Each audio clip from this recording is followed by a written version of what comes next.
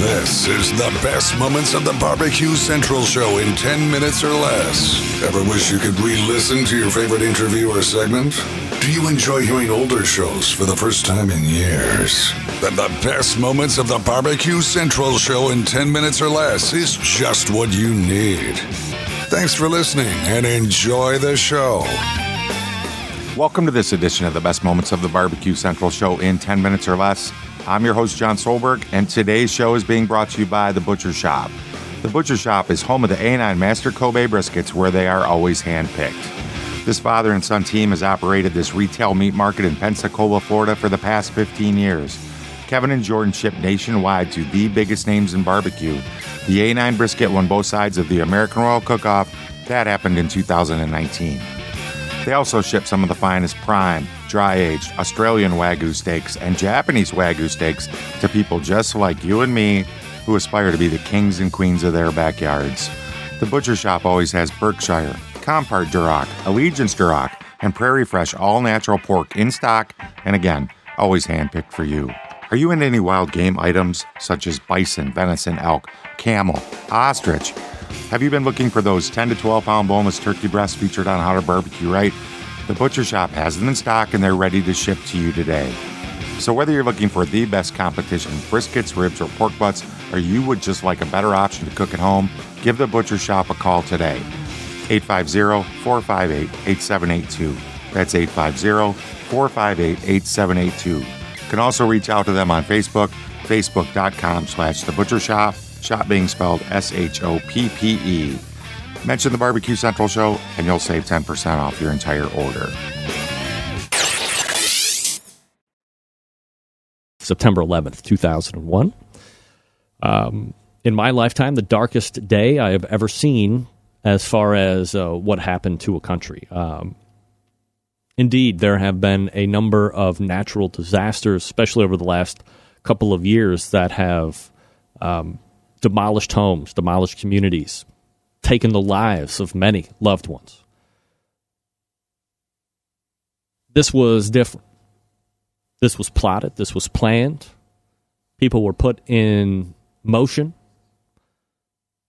sitting amongst us, and then activated to fly jetliners into some of our biggest cities, taking down the World Trade Center, being flown into the Pentagon, and luckily, the one that went down over in Shanksville, intercepted by passengers on the plane that were able to get intelligence from cell phones saying, hey, you know, if you're hijacked, things are not good.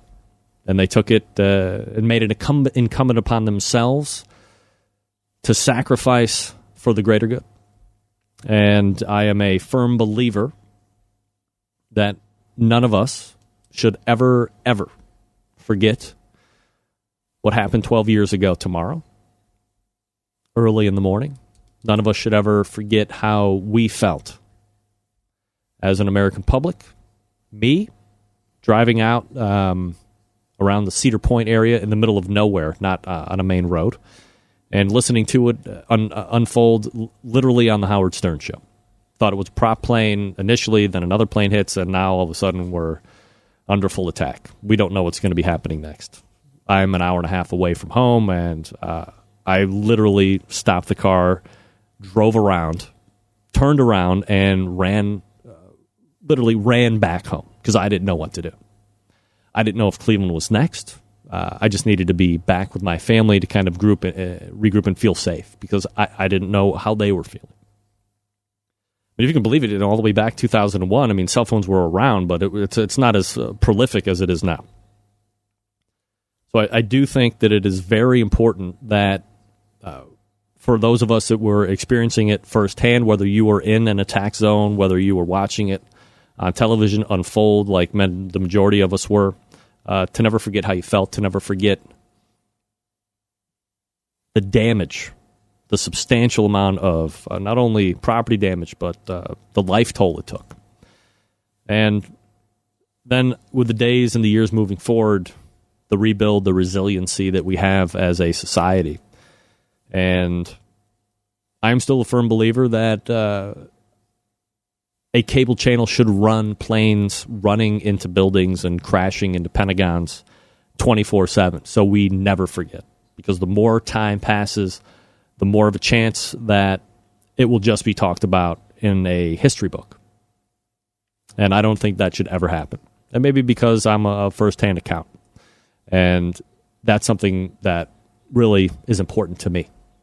So as long as I have this show, or as long as I have a medium to communicate my feelings, even for 5 minutes, the day of, the day before, the day after September 11th, it will never not go undone here on the show. Ish Barbecue weighing in on the Instant Chat. I'll never forget where I was and what I was doing on 9/11. Peace, love, and blessings to all the survivors and family members and friends of those lost. Thank you, Tony, for weighing in. Really kind of a sobering experience, and there's a lot of weird things going on in the world right now, folks. A lot of weird things going on. A lot of people split on what should we do, what shouldn't we do. I don't know the right answer. This is not a political show. It will never be a political show. There's a lot of weird things going on around the world right now.